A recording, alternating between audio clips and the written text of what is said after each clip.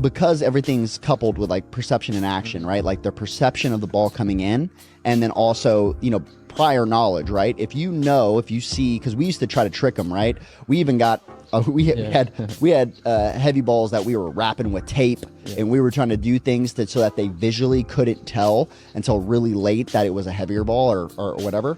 And so we just came up with the idea, just like, hey, like, typically, no one even really makes a 5-ounce plyo ball like that, other than for pitching. For hitting, I don't know if I haven't seen one. I've seen one slightly heavier, like 6 ounces or 6.5 or whatever, right?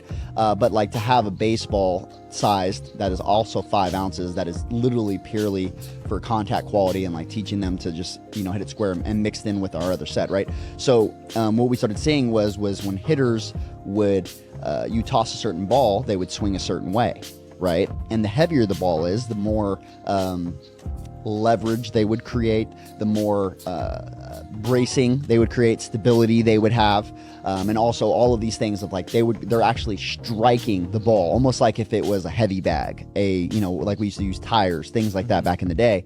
But the only thing is it's dynamic, it's flying through the air, right? And then now if we can mix that in like we're doing, right, which is like common knowledge to us now, but at the time it is pretty groundbreaking, like of like pushing the game forward in that way, where it's like, hey, yeah, we do have a normal, which is a very custom for people to have like 16 ounce with like a pound, right, or slightly below a pound, like 15 ounces, 16 ounces, 17 ounces, maybe somewhere in there.